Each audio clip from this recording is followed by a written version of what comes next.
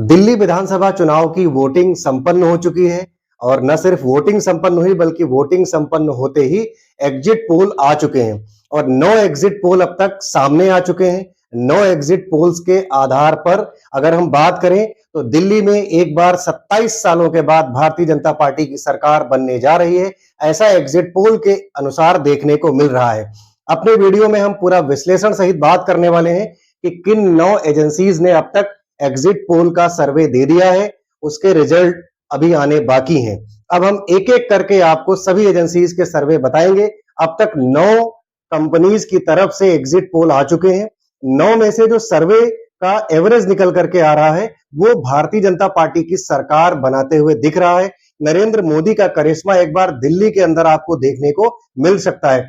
जहां जब दिल्ली में चुनाव हो रहे थे वहीं नरेंद्र मोदी महाकुंभ में भगदड़ के बाद आज स्नान करने गए थे। नरेंद्र मोदी का यह पुराना अपना दांव रहा है कि जब लोकसभा चुनाव हो रहा था तब वो केदारनाथ में ध्यान करने के लिए चले गए थे। तमाम कैमरों के बीच में उनका केदारनाथ में ध्यान चल रहा था। वहीं आज नरेंद्र मोदी एक बार फिर से सभी कैमरों को अपनी ओर आकर्षित करते हुए कुंभ में स्नान कर रहे थे और उधर दिल्ली के लोग दिल्ली में वोट कर रहे थे।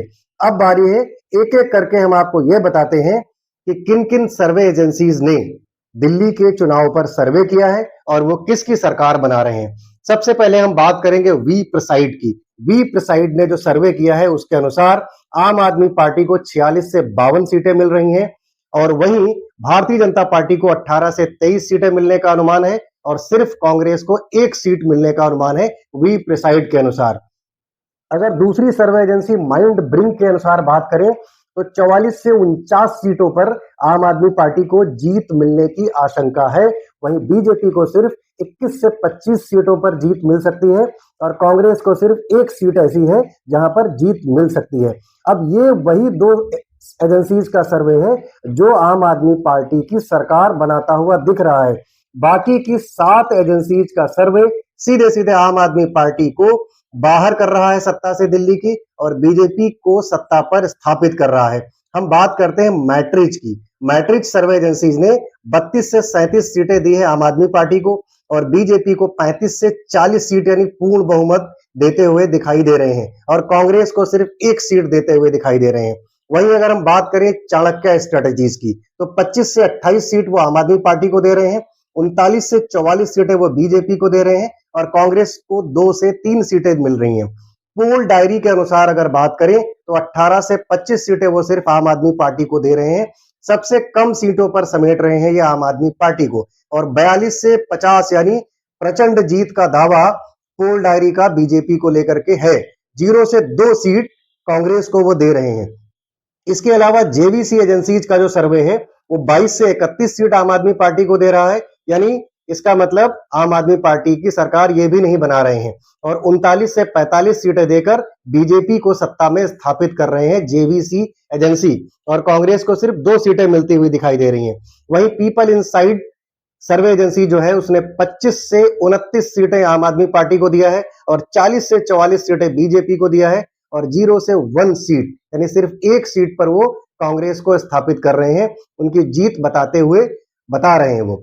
इसके अलावा पी मार्क एक काफी सर्वे एजेंसीज के दौर में काफी विश्वसनीय मानी जाती है। उसने आम आदमी पार्टी को सिर्फ 21 से 31 सीट पर समेट दिया है और बीजेपी को एक प्रचंड जीत देते हुए 39 से 49 सीट देते हुए दिखाई दे रहे हैं। वहीं कांग्रेस को सिर्फ 1 सीट यानी दिल्ली में खाता जरूर खुल जाएगा कांग्रेस का। इस तरह से अब तक मेरे वीडियो शूट करने तक 9 सर्वे एजेंसीज का एग्जिट पोल सामने आ चुका है। अगर सर्वे एजेंसीज के अकॉर्डिंग बात करें तो आम आदमी पार्टी को सत्ता से बाहर का रास्ता देखना पड़ेगा। बीजेपी को पूरी सत्ता में आने का एक बार मौका मिलेगा। 2 सर्वे एजेंसीज ऐसी हैं जो आम आदमी पार्टी की सरकार बना रही हैं, 7 सर्वे एजेंसीज ऐसी हैं जो बीजेपी को भारतीय जनता पार्टी को दिल्ली की सरकार बनाने का निमंत्रण दे चुकी हैं। अब इसी का एवरेज भी बीजेपी के पक्ष में जाता हुआ दिखाई दे रहा है। वहीं बीजेपी का वोट शेयर भी बढ़ता हुआ दिखाई दिया है। कांग्रेस का वोट शेयर वहीं का वहीं यानी 4.2% से सिर्फ 5% तक जाता हुआ दिखाई दे रहा है। प्री पोल अगर बात की जाए तो कांग्रेस को 10 से 12 सीटों पर काफी कड़ी मशक्कत के बाद सीटें मिलती हुई दिखाई दे रही थी। तमाम लोग प्री पोल अनुमान लगा रहे थे कि कांग्रेस को इस बार 10 से 12 सीटें दिल्ली के अंदर मिल सकती हैं। लेकिन अभी सारे सर्वे एजेंसीज का एग्जिट पोल देखने के बाद ये देखने को मिल रहा है कि राहुल गांधी का कोई खास करिश्मा दिल्ली के अंदर देखने को नहीं मिला। नरेंद्र मोदी का करिश्मा जरूर इस बार दिखाई देता हुआ आ रहा है। अब बात करेंगे अरविंद केजरीवाल के क्या ऐसे फैक्टर रहे, बीजेपी किस तरीके से हमलावर होती हुई दिखी और बीजेपी ने आम आदमी पार्टी को क्या सत्ता से बाहर करने का रास्ता जो बना रही थी उसमें कामयाबी पाई है। बात करें तो यमुना नदी की सफाई का एक बड़ा मुद्दा था। स्वाति मालीवाल लगातार आम आदमी पार्टी को घेर रही थी। यमुना नदी का गंदा पानी बॉटल्स में भरकर उन्होंने अरविंद केजरीवाल के घर का घेराव भी किया था। क्या ये सभी स्ट्रेटजीज कामयाब होती दिख रही हैं? क्या भारतीय जनता पार्टी ने जिस तरह से शीश महल का मुद्दा उठाया था, दिल्ली के सभी प्रमुख चौराहों पर एक डुप्लीकेट शीश महल बना के रख दिया गया था, दिल्ली के लोगों को बार बार दिखाने के लिए, बार बार याद दिलाने के लिए कि आपके टैक्स से जो पैसा अरविंद केजरीवाल ने लूटा है, जो कमाया है, उससे अपना इस तरीके का दिव्य भव्य शीश महल बनवाया है जिसमें अरविंद केजरीवाल अब रहते हैं। क्या इस तरीके की बीजेपी की चाल कामयाब हुई है? और दूसरा जो सबसे बड़ा मुद्दा रहा, जो अरविंद केजरीवाल एंड कंपनी का शराब घोटाले के लेकर के घेराव हुआ। शराब घोटाला, मनी लॉन्ड्रिंग, जेल जाना, यानी कट्टर ईमानदार छवि को जिस तरह से नुकसान हुआ है अरविंद केजरीवाल का, उसका भी रिजल्ट अब क्या सामने दिखाई पड़ेगा। ये सब बड़े मुद्दे हैं। फ्री बिजली देना, फ्री पानी देना, यानी जो फ्रीज की व्यवस्था थी, जो फ्री बीज की व्यवस्था थी, क्या केजरीवाल की वो फेल होती दिखाई दे रही है?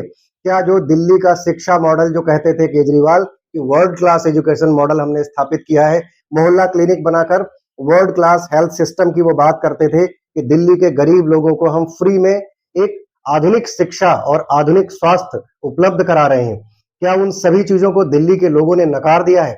अरविंद केजरीवाल की चालाकी क्या अरविंद केजरीवाल के ऊपर ही भारी पड़ गई है? इंडिया अलायंस में होते हुए अरविंद केजरीवाल राहुल गांधी का साथ छोड़कर इंडिपेंडेंट रूप से चालाकी से जिस तरह से चुनाव लड़ रहे थे, क्या दिल्ली की जनता, दिल्ली का बुद्धिजीवी वर्ग क्या वो बात समझ चुका है? या फिर नरेंद्र मोदी की जो 12 लाख रुपए तक की आय को इनकम टैक्स मुक्त कर दिया गया है, वो जादू चल गया? क्योंकि दिल्ली एक बड़ा राज्य है और चूंकि दिल्ली बाबुओं का शहर कहा जाता है, क्लर्कों का सिटी कहा जाता है, तो वहां पर जो 12 लाख तक की आय को इनकम टैक्स के दायरे से बाहर रखने का प्रलोभन या लालच जिस तरह से अरविंद केजरीवाल के ऊपर भारी पड़ सकता है, जिस तरह से बजट को पेश करते हुए केंद्र सरकार ने ये एक बड़ा ऐलानिया किया, इसका नुकसान अरविंद केजरीवाल को अभी तक के एग्जिट पोल में दिखाई दे रहा है, साफ साफ दिखाई दे रहा है। इसके अलावा वोटिंग डे के दिन नरेंद्र मोदी ने जिस तरह से एक बड़ा दांव खेला, कुंभ जाकर के स्नान किया और उन्होंने क्या वोटर्स का पोलराइजेशन करने में कामयाबी हासिल की है। ऑल्दो दिल्ली में अभी तक पोलराइजेशन देखने को नहीं मिला था। पिछले 3 विधानसभा चुनावों की अगर बात करें तो दिल्ली का वोटर शायद पोलराइज नहीं होता है, हिंदू मुस्लिम के नाम पर वोट नहीं देता है। लेकिन अरविंद केजरीवाल के लिए खासा मुश्किल इस बार दिखाई दी, उनकी अपनी सीट पर भी खासा मुश्किल दिखाई दी और अरविंद केजरीवाल को एंटी इनकम्बेंसी का भारी सामना दिखाई दिया। अरविंद केजरीवाल के लिए जितना मुश्किल है लगातार तीसरी बार सत्ता में आना, उतना ही मुश्किल रहा बीजेपी को 26 साल के बाद दिल्ली में प्रचंड बहुमत से जीत हासिल करना और दिल्ली में सरकार के रूप में स्थापित होना। दोनों के लिए अपना अपना एक बड़ा चैलेंज रहा है। हालांकि केंद्र सरकार के ऊपर खूब सारे आरोप लगाए गए कि उन्होंने वोटर लिस्ट से लोगों के नाम कटवाए जो उनके वोटर्स नहीं थे, यानी खासा जो मुस्लिम वोटर्स को लेकर के टारगेट किया गया नरेंद्र मोदी को, अमित शाह को और दिल्ली के तमाम अनेक बड़े नेताओं को कि उन्होंने मुस्लिम वोटर्स के नाम कटवाने की कोशिश की और बांग्लादेशी घुसपैठियों के नाम पर और अवैध घुसपैठियों के नाम पर जिस तरीके से हर विधानसभा में 5-7 हजार वोटर के नाम वोटर लिस्ट से गायब किए जाने का जो आरोप भाजपा के ऊपर लगाया गया, क्या उसकी भी परिणाम के रूप में कोई बानगी देखने को मिलेगी? आप इस पूरे मामले पर क्या एनालिसिस करते हैं? आपकी अपनी क्या राय है? मेरे वीडियो के कमेंट सेक्शन में जरूर दाखिल कीजिएगा। नमस्कार, आप देख रहे थे द रियल टॉक शो और मेरा नाम है सचिन प्रभाकर। अब तक भी अगर आप हमारे चैनल पर नए हैं तो आप हमारे चैनल को जरूर सब्सक्राइब कीजिए, हमारे वीडियोस में कमेंट कीजिए। वीडियो अगर आपको अच्छा लगता हो तो आप अपनों को शेयर जरूर करें, लाइक करें। धन्यवाद। जय हिंद, जय भारत।